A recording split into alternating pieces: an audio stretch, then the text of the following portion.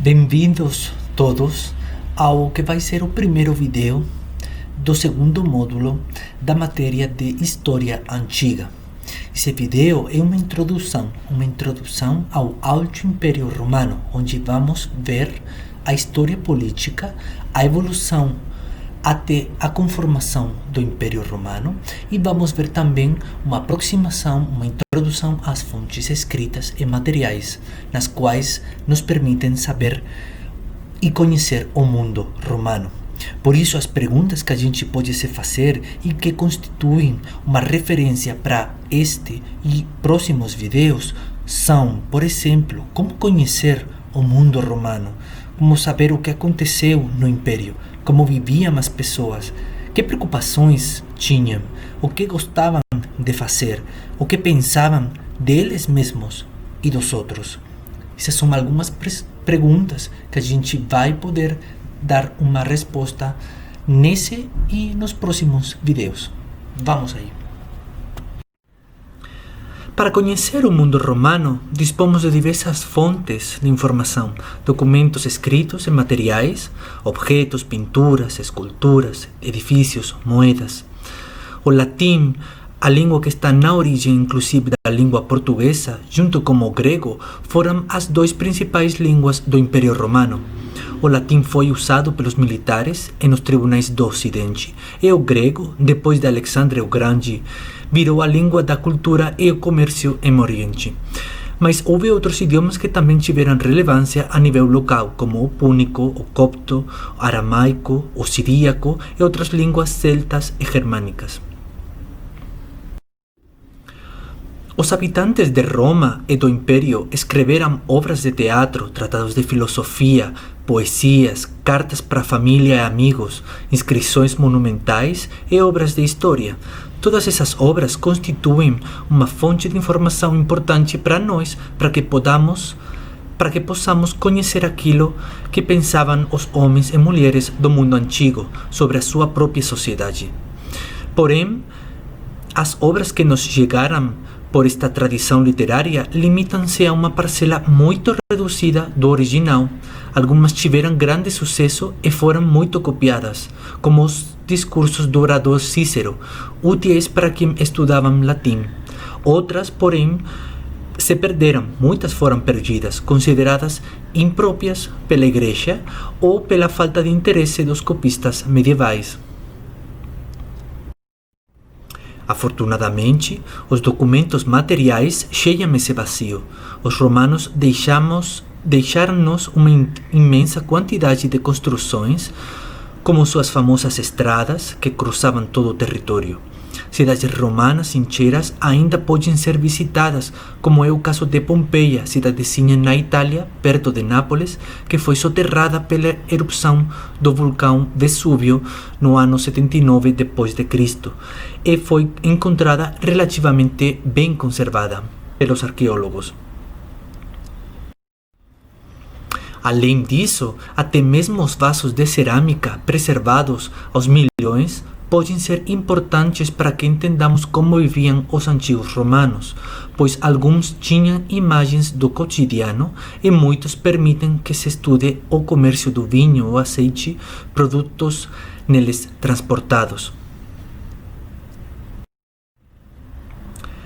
Tradicionalmente, a história de Roma na Antiguidade é dividida em três grandes períodos: a monarquia, da fundação da cidade de Roma, no ano 753, segundo a tradução dos romanos, ao ano 509 a.C. Aí começa então a República, o segundo período, e posteriormente, depois do ano 27 a.C., começa a terceira etapa, o Império Romano, que vai desde o ano 27 a.C.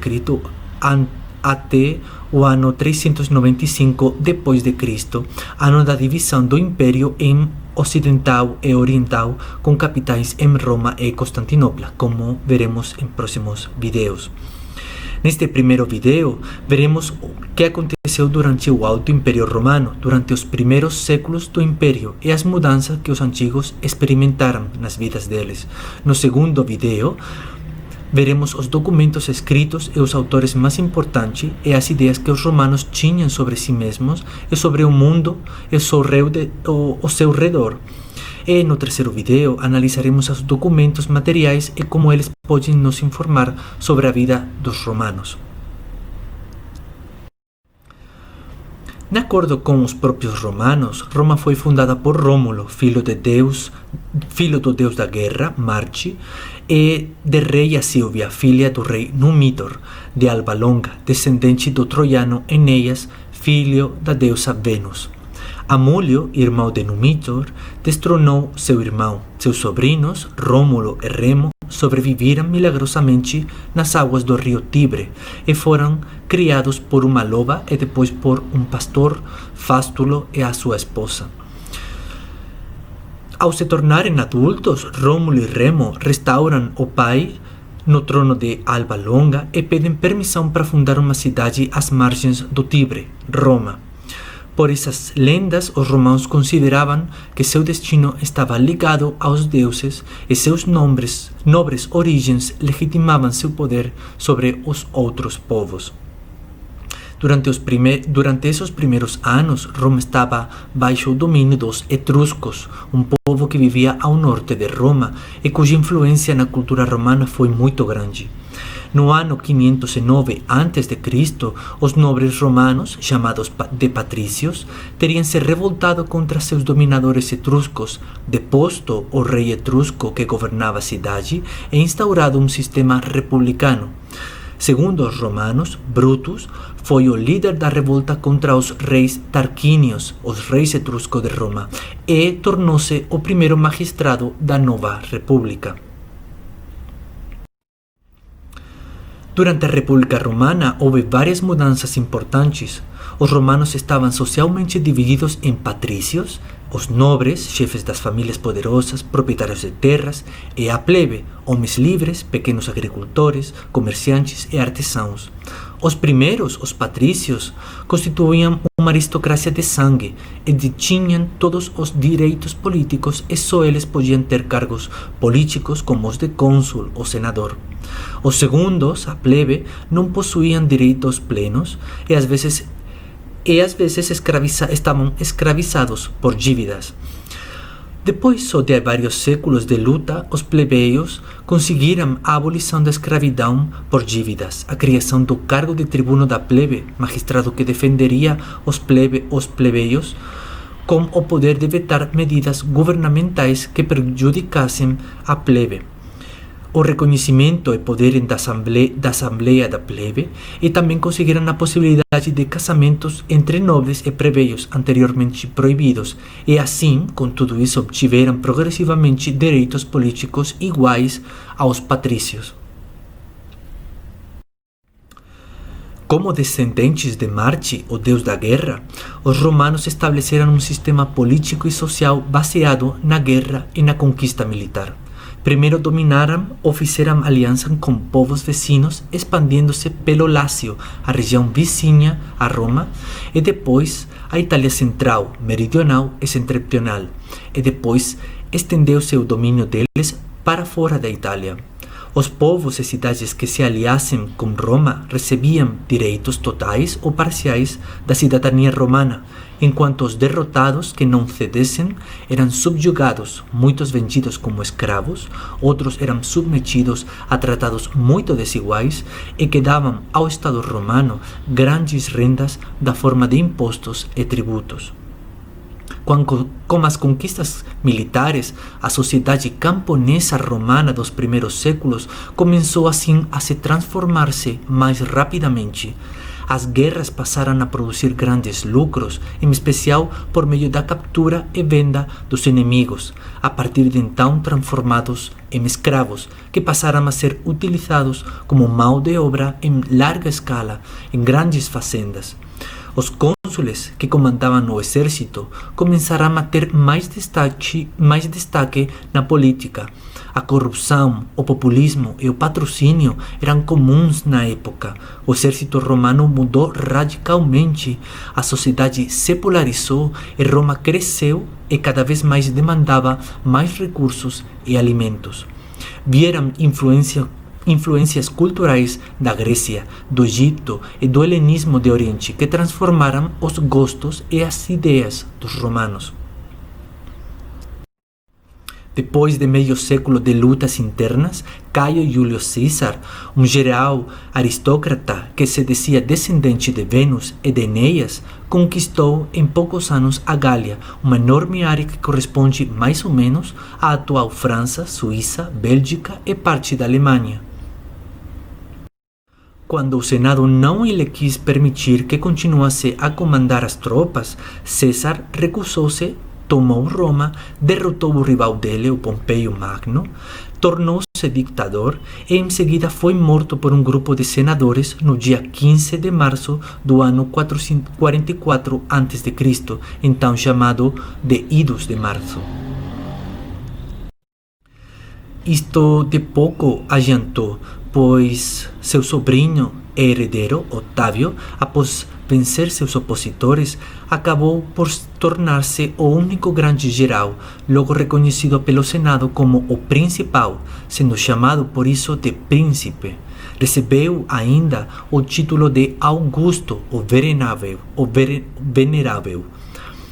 Este regime passou a ser conhecido por isso como o Principado ou Império, pois o governante era o príncipe, um geral vitorioso do exército, imperator em latim.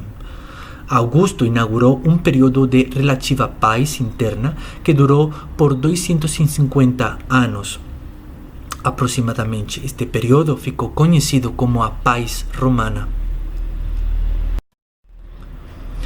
Os imperadores tinham grandes poderes, mas não eram reis, nem a sucessão era necessariamente hereditária. No período imperial, a administração dos domínios romanos foi reorganizada, visando maior centralização do poder. O imperador passou a acumular todos os poderes, apesar de continuarem a existir os órgãos administrativos da República.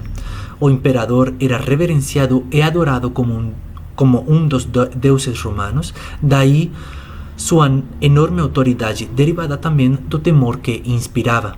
No período de paz, da paz romana, novas conquistas foram efetivadas e as atividades econômicas e culturais ganharam grande impulso, surgindo novos e portentosos edifícios, monumentos, aquedutos, pontes, circos e anfiteatros.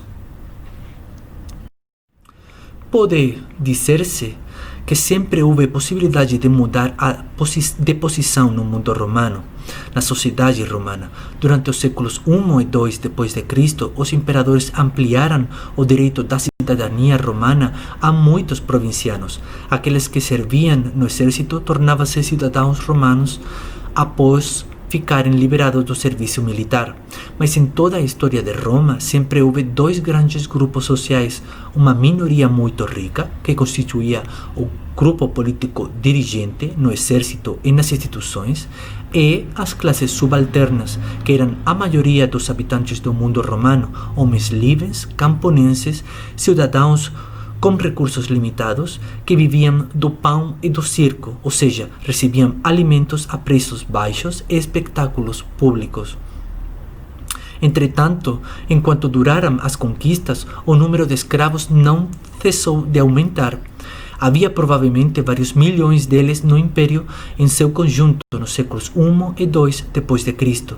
Trabalhavam em grandes obras públicas, oficinas, agricultura, minas, pedrerias e também como criados, músicos, professores, secretários e podiam também ser gladiadores. Devido aos maus tratos, houve tanto em Roma como na Itália inúmeras revoltas de escravos. A mais famosa tinha sido a de Espartaco a finais da República. O regime instaurado pelo Otávio Augusto teve momentos de crises políticas bem importantes. Após o assassinato de Calígula no ano 41 d.C. e a proclamação do Cláudio como imperador, a memória da República ainda estava presente na sociedade romana. Após o suicídio do imperador Nero no ano 68, teve início também um breve período de guerra civil, durante o qual foram proclamados imperadores 4 gerais. No ano 69, Vespasiano triunfou sobre os restantes, estabelecendo a dinastia Flaviana. O seu filho, Tito, inaugurou o Coliseu de Roma, pouco após a erupção do vulcão Vesúvio. Após o assassinato de Domiciano, teve de novo uma grave crise política e o Senado nominou o primeiro dos chamados 5 bons imperadores, Nerva, Trajano, Adriano, Antonino Pio e Marco Aurélio, período durante o qual o império atingiu o seu apogeu territorial. Porém, ao final do século II depois de Cristo, o império teve certos problemas. Uma epidemia iniciou-se no ano 165 e perdurou até o ano 180, afetando todo o mundo romano. Conhecemos bem o que aconteceu graças aos documentos escritos deixados. O médico Cláudio Galeno, que descreveu os sintomas, e, de acordo com o historiador romano Dião Cássio, no auge, a praga matava mais de 2.000 pessoas por dia na cidade de Roma. Estudos modernos estimam o total de mortos era mais de 5 milhões de pessoas, com algumas cidades perdendo até 1/3 de suas populações. Em particular, o exército romano foi bem enfraquecido pela peste. O próprio Marco Aurélio, o imperador, morreu por conta da epidemia.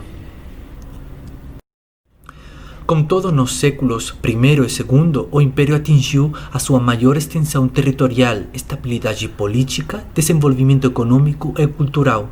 A população deste período é tradicionalmente estimada entre os 55 e 60 milhões de habitantes, o que correspondia a 1/6 ou 1/4 da população mundial e a maior população de qualquer unidade política do Ocidente até meados do século XIX. Cada uma das 3 maiores cidades do Império, Roma, Alexandria e Antioquia, tinham o dobro do tamanho de qualquer cidade europeia durante o início do século XVII.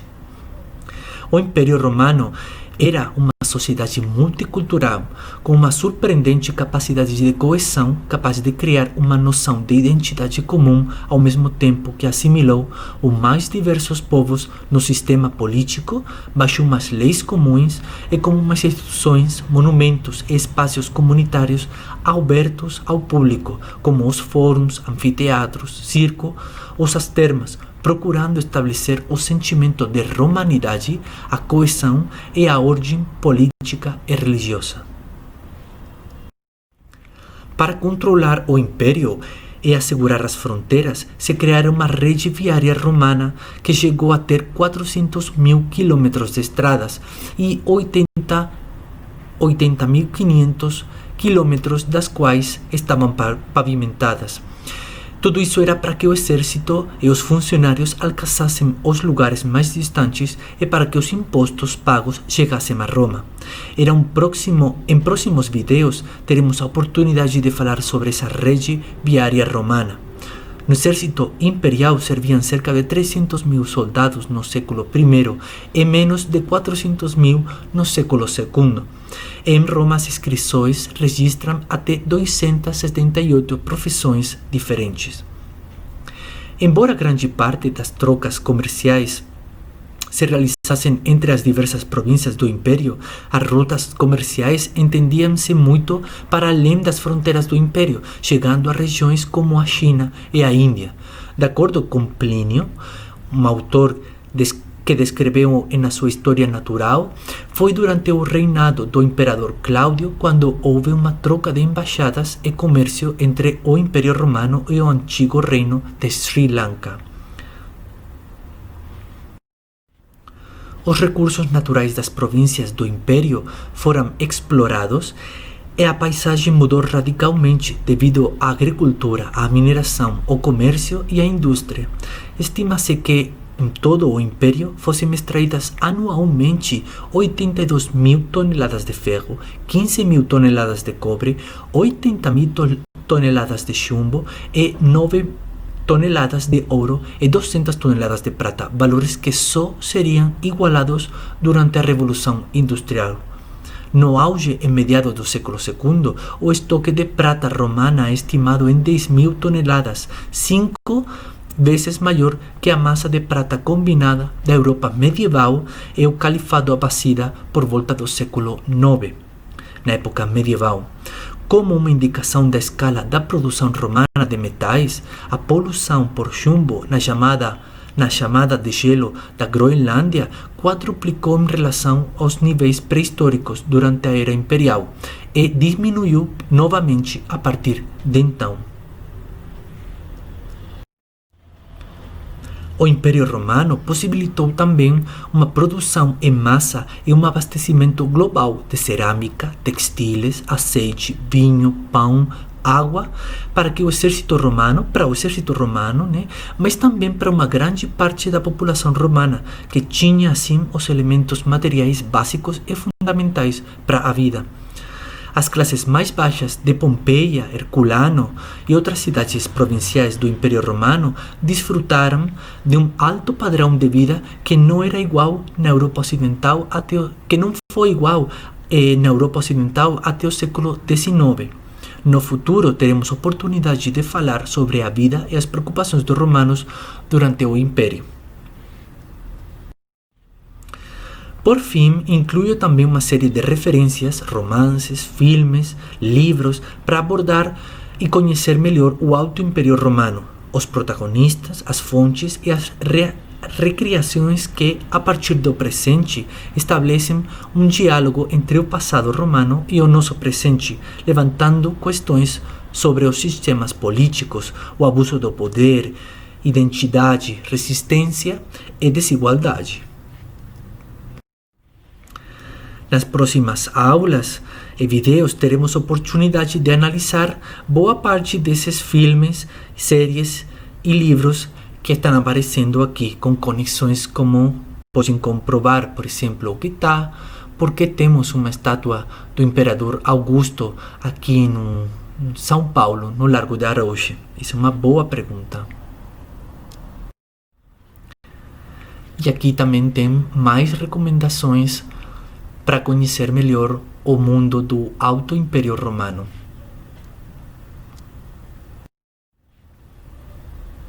Por último, mais um filme e mais um livro, uma fonte da época, um livro, As Meditações, que escrevera o imperador Marco Aurélio.